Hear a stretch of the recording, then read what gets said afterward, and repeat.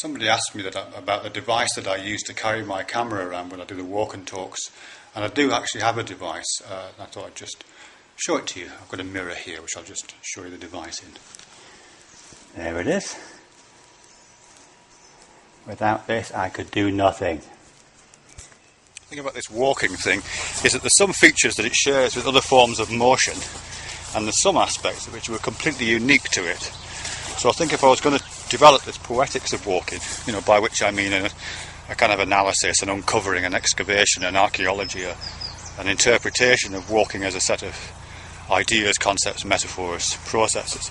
If I was going to do that, I would have to also identify the larger category of motion in which it belongs, find the similarities or the commonalities, and then also identify some of the differences.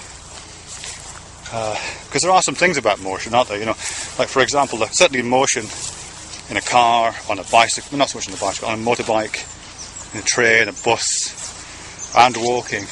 They all have some features in common. You tend to be facing towards the front. I know a train can be different, and that's something I'd have to talk about. You tend to be facing towards the front so that the world comes at you and then slips past you, and the world slips beneath you. There's what's called optical flow going on.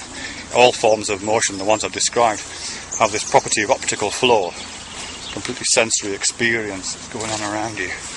And I kind of correlated that in terms of the acoustics. You have Doppler effects of things going past you and you going past things, but you also have the experience of a changing auditory landscape that you move through. As you can possibly hear in the background of this video, there's the sound of running water. That's because I'm near a canal gate, and one of the sluice gates which lets the excess water go around the outside. That goes over a little weir here, and you can probably hear the sound of that. As I walk towards it, as I have to do, because I've got to climb over this fence, you'll hear the sound of that increase. And that's true not just of walking, but of any kind of motion. You're moving through an acoustic landscape, which, or an environment which, brings sounds to you and then slips them away past you. So again, that's something which is common to both.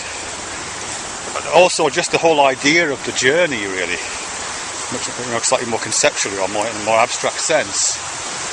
All journeys or all movements have the same kind of component parts.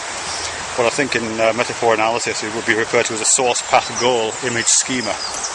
Image schemas are collections of elements which make up structured experiences, and can be applied to lots of instances. And journeys tend to be broken down in what they call source, path, goal. All journeys begin somewhere, you go along a path and you arrive at somewhere.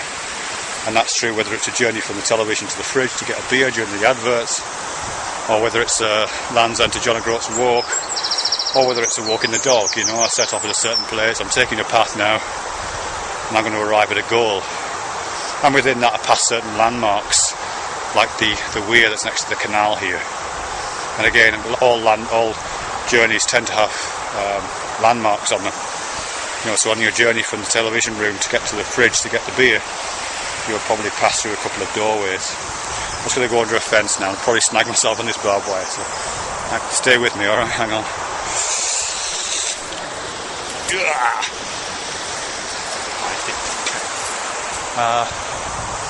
So again, that's common to all journeys, but walking is no exception. Walking has those features.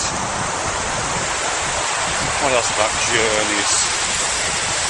All journeys are kind of mobilised, I beg your pardon. All journeys are mobilised as metaphors, and walking journeys are no different. Grace X, you made a video not too long ago about life being a journey, and I think someone said there's a cliche associated with that, which there is, but at the same time it's mobilised in many different ways, which can prevent it being cliches.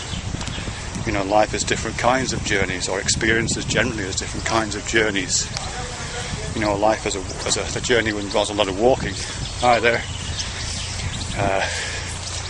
like Pilgrim's Progress, for example, allows you to do things with that journey metaphor, which life as a ride on a rickety roller coaster, which is yours, Gary, don't allow you to do, and vice versa. You can do things with the life as a Ricky Ricky roller coaster which you can't do with the life as a walk. You can't do it.